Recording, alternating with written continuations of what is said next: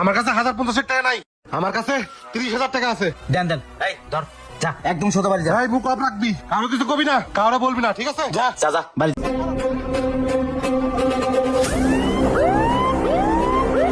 এই কিছু কিছু দি সোনের বিস্কিট।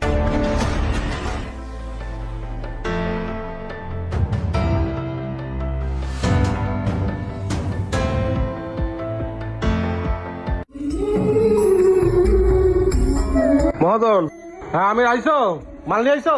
হ্যাঁ মহাজন, মাল নিয়ে আইছি। কি ভাঙাচুরা মাল নিয়ে আইছো? এটি চলে না, ভালো মাল নিয়ে তারো না।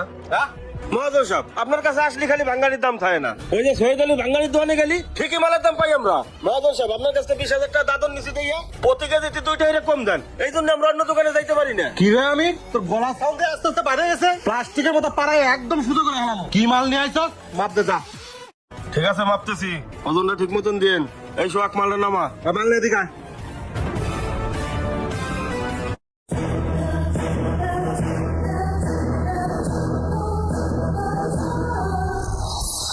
কয় কেজি হচ্ছে লিমন? ভাই 40 কেজি।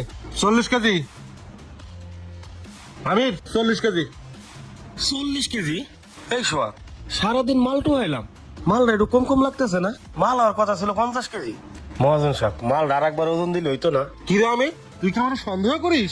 এই ব্যবসা কি তুই আজকে আমার সাথে নতুন করিস? পাল্লা কি আমি বানাইছি? মালও তোর সামনে, পাল্লাও তোর সামনে। হ্যাঁ এই তুই কি কর? ভাই রাগ করেন না, মূর্খ সুখ মানুষ তো, ওটা কিছু বুঝে না। আচ্ছা মহাজন, যা হইছে টাকাটা দেন। মালটা হলে নিয়ে আসিস। হ্যাঁ ঠিক আছে, যা। আচ্ছা মহাজন। এই সোয়াক, গাড়িটা ঘুরে।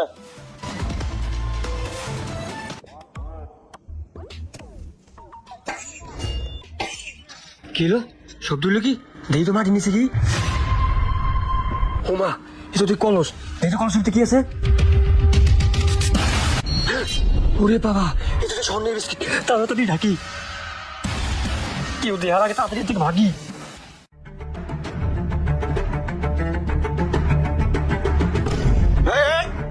এদিকে আয়, তুই খেতের মধ্যে কি করস? আর তুই বেকারও দাঁড়াছিস কে? মহাজন সাহেব, কিছু না, হাঁক দিয়েছিলাম। তুই খেতের মধ্যে হাগস মানে? দাঁড়া। কি রে, আমার মহাজন দিয়ে এদিকে এটাছে। এই হাগায় ধরলে কেমনে দাঁড়া এটা আমি জানি না, সুজা হয়ে দাঁড়া। আর তোর লুঙ্গির ভিতরে কি? কি কিছু না মহাজন সাহেব। কিছু না মানে?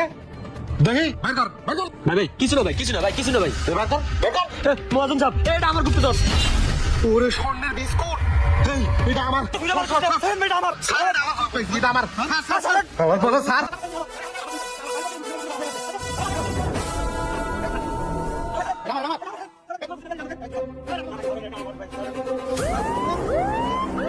এই কিছু কিছু সোমের বিস্কিট। আরে ভাই, আমি গুপ্তধন কষ্ট করে ঘুরে বার করছি, এলিতেছে গা। এই বেটা আমার। মহাজন সাহেব শুনেন শুনেন, মহাজন সাহেব জিনিসটা ওই যেহেতু পাইছে, ওরেই দিয়ে দেন গা।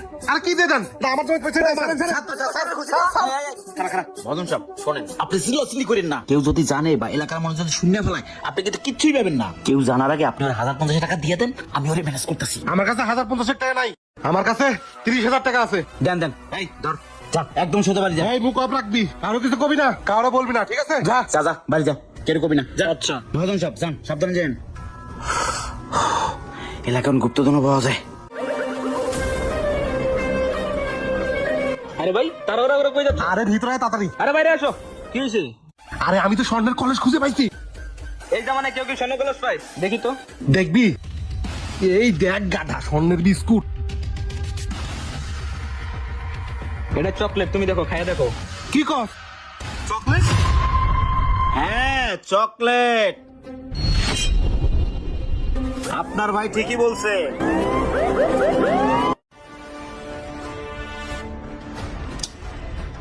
মহাজন সাহেব, সেই স্যার, মহাজন সাহেব আপনি এটা খান, চকলেট। আমি খান মানে? তুই আবার 30,000 টাকা দিয়ে আইছস, আমার থেকে বাইর কর। মহাজন সাহেব 5 ওয়াক্ত নামাজ পড়েন, টুপি পাঞ্জাবি বেরা ঘুরেন, আবার হজও করছেন, কোনো লাভ নাই। বেচারা গরিব মানুষেরা সারাদিনে কয় টাকায় বা ইনকাম করে? তাদের শরীরে রক্ত আপনি চুষা চুষা খাইতেছেন। কি মনে করছেন কেউ জানবো না? অপরাধ কোনোদিন চাপা থাকে না। আর আমি গুপ্তধনের নাটকটা কেন করছি শুনেন তাইলে। আমি সেদিন আপনার ভাঙারি দোকানের সামনে দিয়ে যাচ্ছিলাম, আপনার 2 নাম্বারই আমার চোখে ধরা পড়ে। ভাই আমির চাচা কিন্তু চালাক হয়ে গেছে, পরে এখন ওজনে কম দিলে ও বুঝতে পারে। ভাই আজকে এই চুম্বকটার কারণে 10 কেজি পাইছি, এটা আর উপরে রাখা যাবে না, এখন তো এটা নিচে রাখতে হবে। কখন কে দেখে ভালাই, ভাগ্য ভালো, এই দেখেন চেক দেয় নাই। এই এটা সাইডে রাখছস কে? এটা থাকবে তলে। মালগুলো মাপে রাখ, আমি গেলাম। আচ্ছা ভাই। মাদ্দা সাহেব সবই তো শুনলেন। শুনেন, ব্যবসা আমাদের মুসলমানদের জন্য হালাল, ব্যবসা আমাদের নবীজিও করতেন, কিন্তু আপনার মতো এমন দুর্নীতি করে নাই। আপনি মানুষকে ওজনে কম দেন। সি, নিকৃষ্ট কাজ, সব থেকে জঘন্য কাজ ওজনে কম দেওয়া। যারা ওজনে কম দেয় তাদের বিচার আখিরাতে হবে। শরীরের গোস্ত কেটে সেই ঋণ পরিশোধ করা হবে। মাদ্দা সাহেব একটা কথা মনে রাখেন, আল্লাহ ছাড় দেয় কিন্তু ছেড়ে দেন না। এই রহিম চাচা আপনার সাথে দীর্ঘদিন ধরে ব্যবসা করে, কিন্তু আপনি তার দিনের পর দিন ঠকাই দিতেছেন। আপনার পাপের বোঝা এত ভারী হয়েছে, তার তো 30,000 দিছে, 30 লাখ দিতেন, তারপরও তার ঋণ শোধ হইতো না। যাই হোক মাদ্দা সাহেব, এই নাটকটা করছি এই জন্য আমি দুঃখিত, তাহলে আমাকে ক্ষমা করে দিয়েন। আসসালামু আলাইকুম, থাকেন। ভাই মুন্না ভাই ঠিকই কইছে, এখন থেকে আমরা সঠিক দামে মাল কিনবো, সঠিক দামে মাল বিক্রি করবো। ঠিক আছে, রাখো এটা রাখো। আমার এতগুলো টাকা। চলো, তোমার শরীরে অনেক ময়লা, চলো গোসল করবা। আরে চলো তো।